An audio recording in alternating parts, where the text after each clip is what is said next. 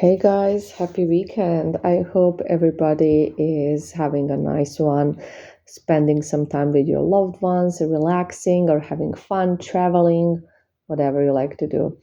Anyways, lately on the channel, we have been talking a lot about perception and how your perception is not always necessarily the truth.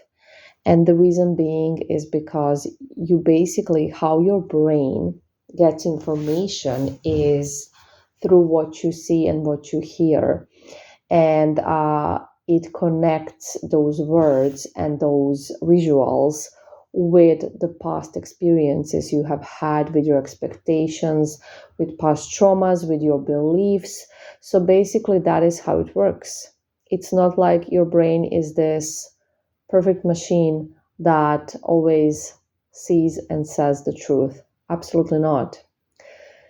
Your brain is wonderful, yes, but you need to program it, reprogram it, should I say, so it can actually see things in your benefit. And it doesn't matter if it's not like totally true, because your brain can never know exactly what somebody is thinking or what's necessarily going on. That's the thing.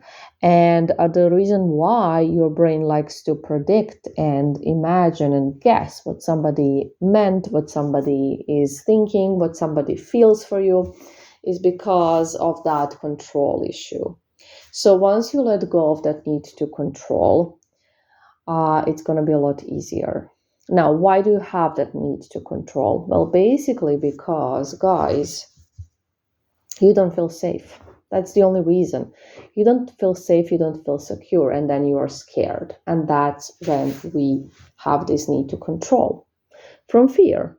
Control and fear are very connected, and you may think they're not, but actually they are.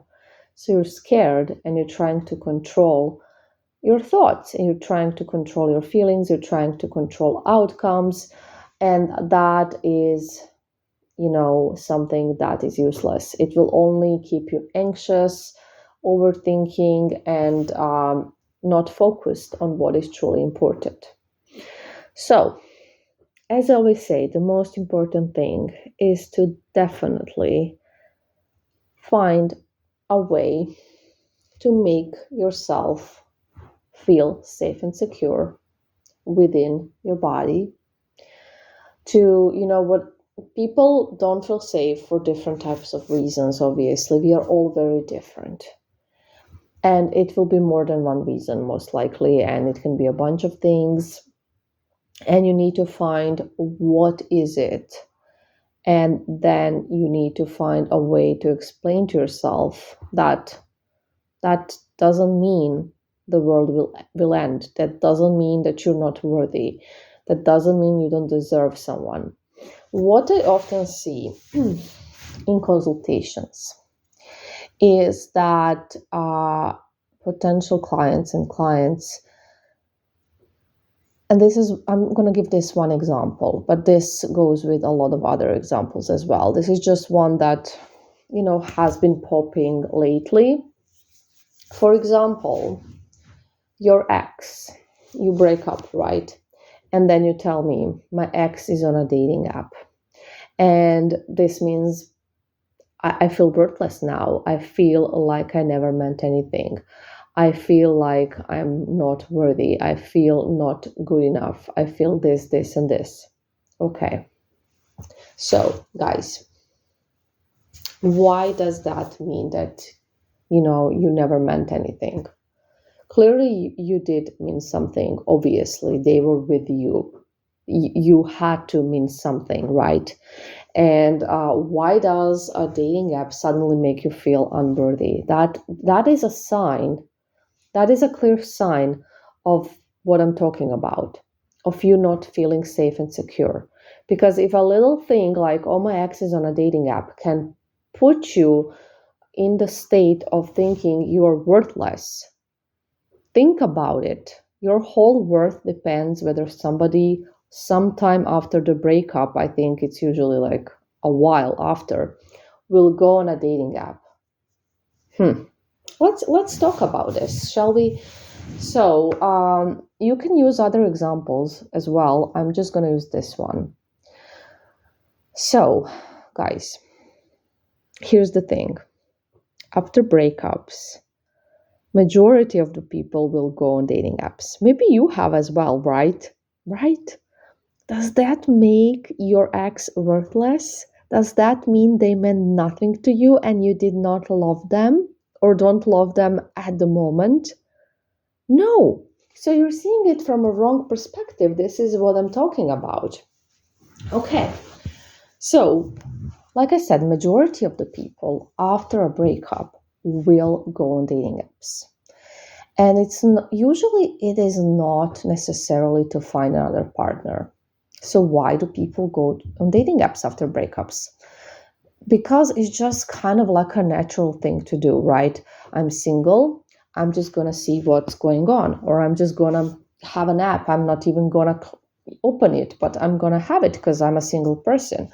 Or they just want that ego boost. They're sad, obviously, and they want to be happier, they want to feel better. So obviously talking with somebody or texting or like just looking at people or just like getting some matches, feeling attractive, feeling wanted will help, right? Just like it would probably help you as well. A nice compliment would make your day. When you're sad, it would mean a lot, wouldn't it? So in the majority of the cases, they're not even looking for a hookup or for a relationship. They are there just, not to feel alone, not to feel lonely, to feel wanted, or maybe just to chat with somebody because, it feels nice and they need it right now. So that's one thing. But even if they were on a dating app because they want a new relationship, again, something pretty natural after a breakup, because do you expect them to stay, just single and miserable forever? Do you plan to do that? No. Why should they, right? So again, comes from that need of control. We broke up and this person can be mine or nobody else's. That's not a healthy mindset. And sure, majority of you guys want them back. So obviously you do not want them with somebody else, right? Natural. However, why do you feel so intimidated by a dating app? Why? So, do you not feel chosen? Will somebody from the dating app get chosen and not you? Is that the problem? Again, then there is this core wound of not feeling chosen. So you can quite easily, pinpoint at the things you need to work on. You do not need coaching to do it. You can do it yourself. You just really need to look things from a different perspective. You need to observe things. So for example, me, when I'm doing coaching, I am observing somebody's behavior. I'm observing what the client's telling me, and I'm the observer. You can be the observer of yourself as well. You just need to get out for a bit from your ego, and everybody can do this. Everybody can observe and observe exactly how you react. When do you react like that? How do you feel? All of those things will be very important for you to find out what is truly going on. And a lot of people will tell me, oh, my vibration was good, I was in a good mood, and then this happened and suddenly I am falling apart. Well, here's the thing, guys. Everybody has limiting beliefs. We all do. And we are all doing okay, right? We are living and we're fine until something happens. And then we actually see those limiting beliefs. That's the thing. It's not like, well, for some people, obviously, it will be, but majority of the people, it's not like we go through life and we are feeling miserable all the time and we're feeling not good enough all the time and we're feeling like victims all the time. No, because when the outside is telling us you are chosen, you're good enough, then we feel good, right? But that's the thing. We are expecting this outside validation, and that's fine, but we are relying solely on this outside validation. And this is visible after breakups because there are two kinds of people, and every single person will be sad after a breakup. Every single person. Nobody likes breakups. Breakups suck. They're really horrible, obviously. However, some people will just fall into pieces, right? Fall apart.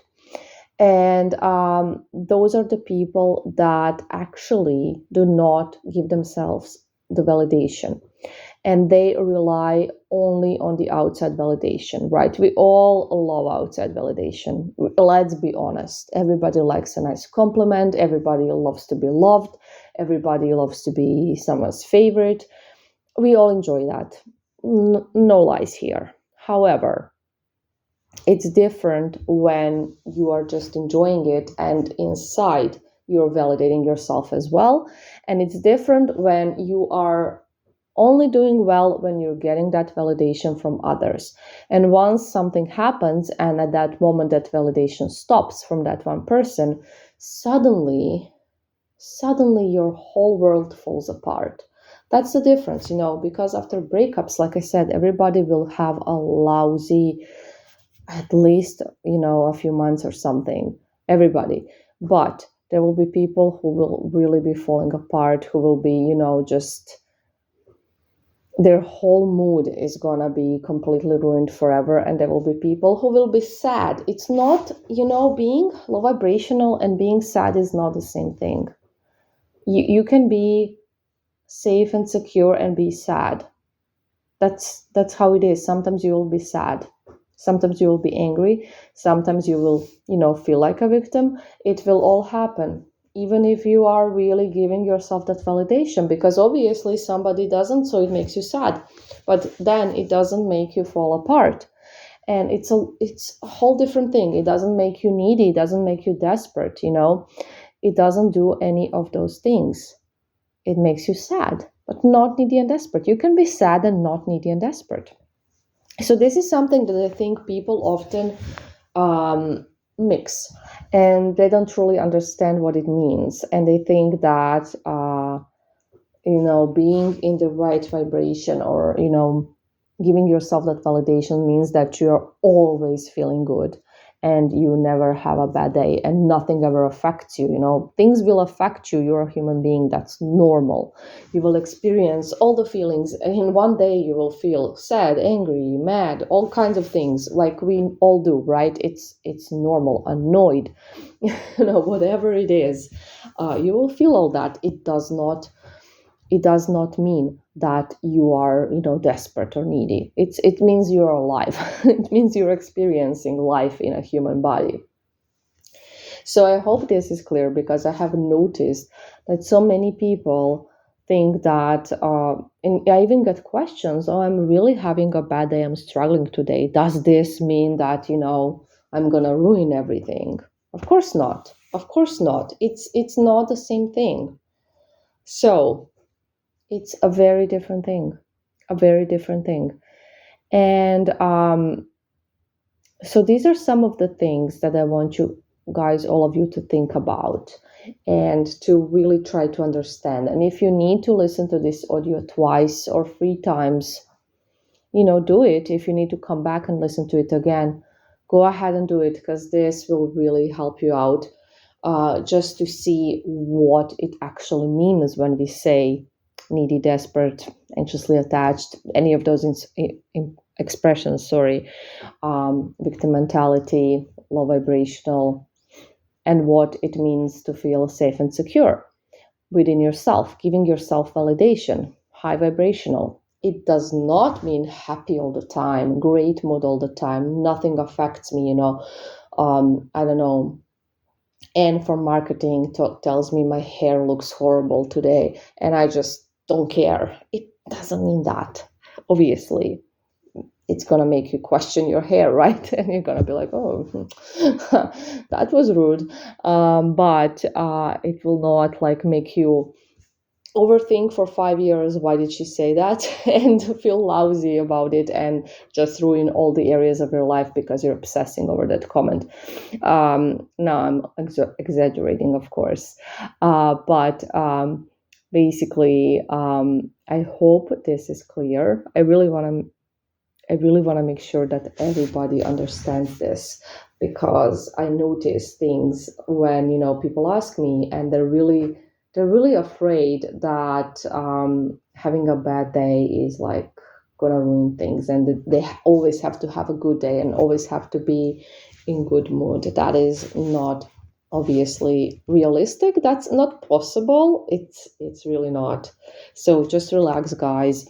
What is important is that validation comes from you, that you learn to validate yourself. That is the only thing. And then, your emotions, they will always be there, all of them. Anyways, I hope this helps. Have a lovely weekend. Bye.